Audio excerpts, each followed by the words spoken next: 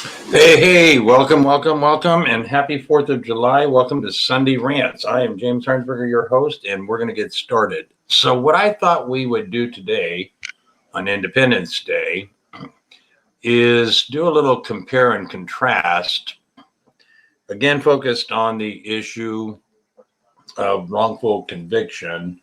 I've been looking through a lot this last week and a lot of white papers that have been written on this whole notion of the problem of wrongful convictions and more importantly and more specifically the issue of jury nullification.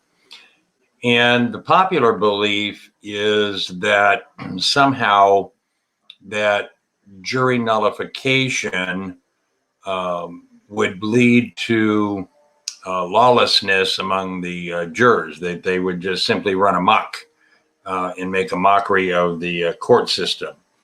And nothing can be further from the truth. The long history going back several centuries where juries have refused to uphold laws that were either unfair, unpopular, or as applied to a specific defendant should not have been applied.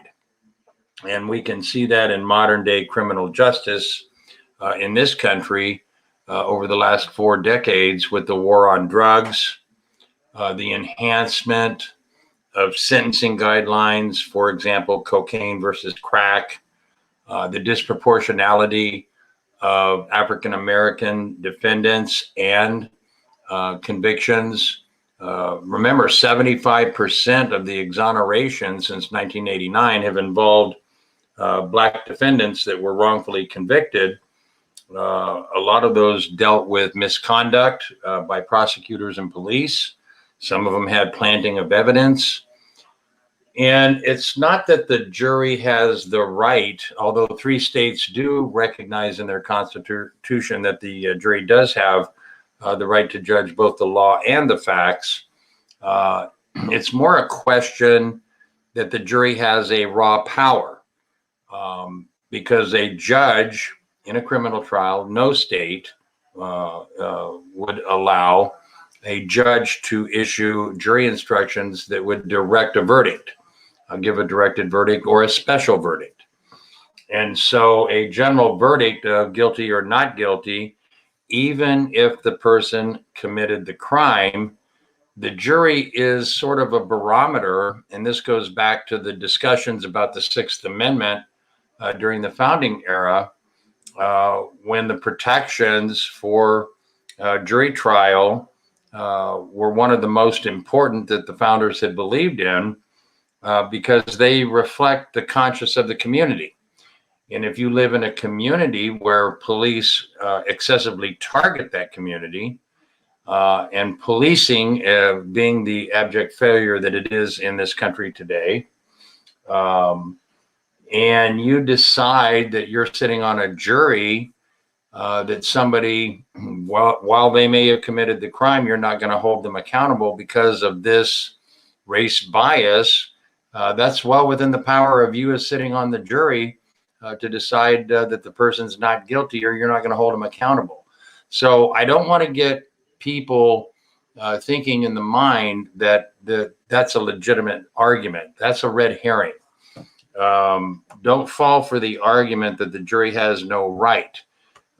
We can agree in California that there's no statutory right in the law that allows the juror to decide both the facts and the law. But we can also agree in cases, there are hundreds of cases. I've worked on a lot of those cases where nullification was used and the jury exercised their power not to convict a defendant. And so we'll be putting together, I've been working on a report that would be used hopefully at some point in the future for some panel discussions. The working title is the California Criminal Justice, a Case for Jury Nullification. And when you overlay the policing practices you overlay the police misconduct, you overlay prosecutorial misconduct, and you overlay how ethnic minorities are excluded from jury service through all of these technical challenges and preemptory challenges so that they're not on the jury.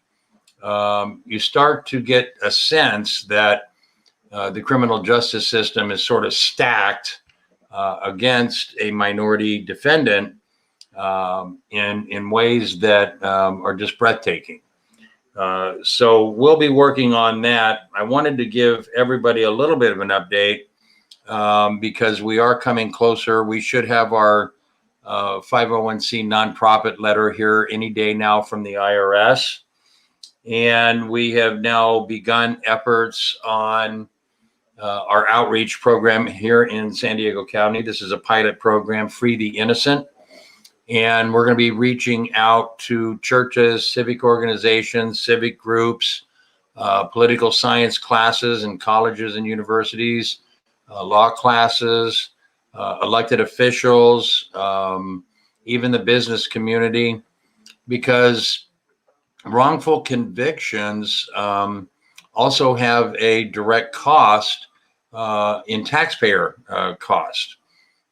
Here in California, it's estimated that wrongful convictions, there's been 243 since 1989 that have been exonerated at least. It's estimated that those costs were about $282 million. That's probably a fraction of the real cost, which are closer to probably 800 to 900, maybe even $1 billion. And they don't measure the cost, the social cost of a person that spent 25, maybe 30 years in prison, and the incapacity of being able to earn an income, get a degree, support their family, and all the indirect costs that go into the whole problem surrounding wrongful conviction. Wrongful convictions generally, sort of a wide brush, come about because of some procedural error at the trial or during the investigation, or, and more importantly, the fact that the cops, the investigators, the prosecutors, and the jury and the judge wanted to close the case rather than solve the crime.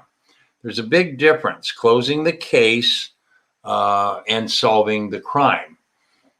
Solving the crime is really holding the person, let's just say it's a murder case, accountable in a criminal trial for committing murder. But in the case of like Jermaine Smothers, the case that we've adopted, he's working with the California Innocence Project.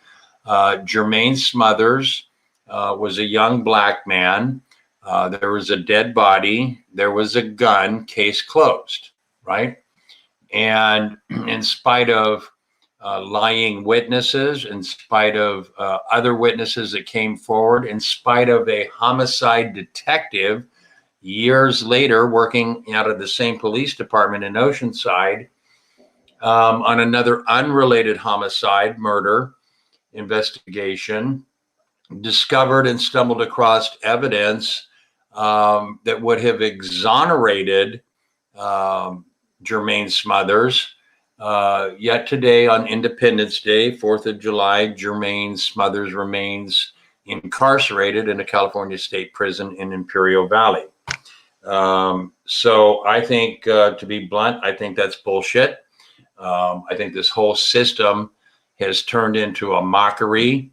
And so what we're going to be doing is helping to educate every citizen at every level of every community in the state of California about the defects and the flaws in the criminal justice system. And, oh, hi, somebody just popped in and said hi. And in particular, the race bias, these are not one-off cases, right? This is a systemic problem. And I don't need to tell anybody of any color or any race that we've got a problem in this country. I think it's pretty patently obvious. But I think what's troubling, more troubling than just that, is when you actually, and I've spent now 15 months researching.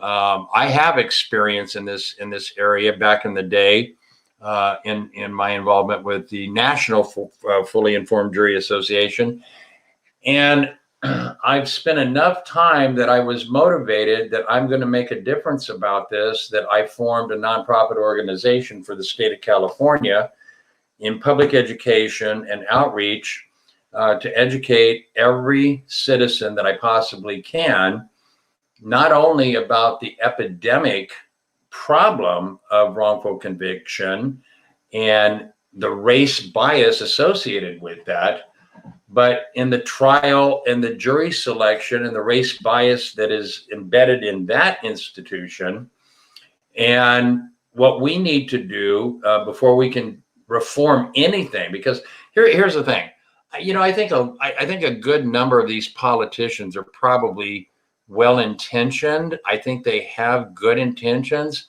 but I got to tell you, they say some of the dumbest shit that I've heard come out of the mouth of a human being that I've heard in my life. They don't get it, and they're not going to get it. And a lot of times they're talking about reforms that are superficial. They're not substantive forms. Conviction review integrity units inside the office of the district attorney, like say here in San Diego County, are meaningless. That's like asking an arsonist to watch your house with a back book of matches, and then wonder, you're going to ask that same person to investigate the fire. It doesn't take a rocket science degree to figure out that, an arsonist is going to probably come up and say it was an accidental fire. And don't look at the gas, and don't look at, my matches in my pocket, just, keep on walking, blah, blah, blah.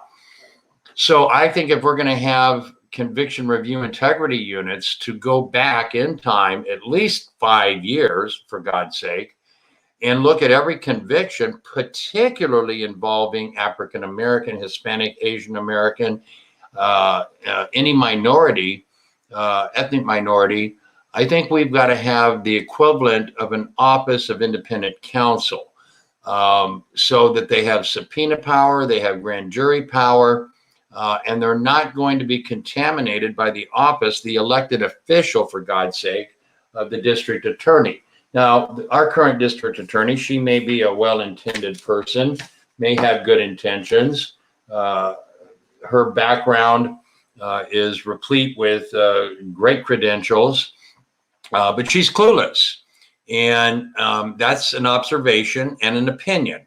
It's not a fact, but it is my opinion, because I listen to and read her comments and her statements, and it's like she's not getting it. And nobody is going to trust anything in the way of meaningful reform when we have the arsonist doing the investigation of the fire. It's just common sense. And this is why we've lost any confidence or credibility that criminal justice in this country is blind and it's equal, because it's not. And I think we all know that. So rather than pound on that drum that we all know, what I thought would be a better approach to add another voice to the conversation would be that of a public education program designed to educate our communities, educate our citizenry, educate ourselves, our family, and our friends about the epidemic of wrongful conviction. What are the real numbers? Because they're friggin' staggering. It's estimated right now, and you can go to our website at CAL-FIJA.org, and I got it right there on the front in those little counter buttons. It's estimated that of the 270,000 convictions in 2019 in California, these are criminal convictions, that about as much as 7,500 to maybe as much as 10,000 of those are potentially wrongful convictions. And no surprise that 60 to 75% of them that are now incarcerated are African American. You know, it's breathtaking. It's offensive. It's morally repugnant. And no society of any kind, especially our society, with a criminal justice system that is as flawed as it is, deserves the integrity of a juror to uphold a law when the people that we entrust to enforce the law are corrupt and are racist in how they apply and go about. And it's not that we have more crime in certain communities versus other. That's where we put more police. And if you got more police, they're going to find something. Like the Jermaine Smothers case, young black guy, dead body, gun, case closed, right? We didn't solve the crime, we just closed the case. Jermaine spent, I don't know, this is his 27th 4th of July incarcerated for a crime he didn't commit. And California is the worst state of all 50 states to try to even think about overturning a conviction. This shit's got to change. And I'm not going to get on the soapbox about vote for this person, because we're not allowed to do that as a public education, public benefit, nonprofit corporation. But I will tell you on our website some of the bills in the state assembly and the state senate that we're in favor of. And I will tell you that we've got to ask different questions. We got to stop asking the same question. We've got to ask different questions. And when we educate ourselves about the epidemic of how this race bias has permeated throughout the entire criminal justice system, it is no wonder that we have the staggering numbers that we do today.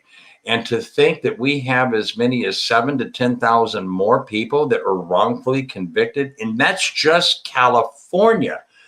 These numbers go off the chart when you go to places like Texas and New York and New Jersey. I mean, they're just off the chart.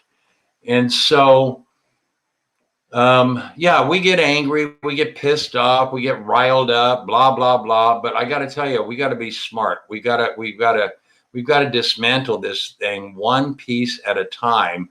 And the only way that I see that we can do that is one community at a time, one area at a time, one church at a time, one citizen at a time, one at a time. We've got to get educated, and we have to use that knowledge to change how we do things. We've got to get on the jury pool. We've got to make sure that we're going to be called for jury duty. And I got to tell you, people that argue the red herring argument about the jury doesn't have the right to decide the law, they're probably correct. I would give them that argument.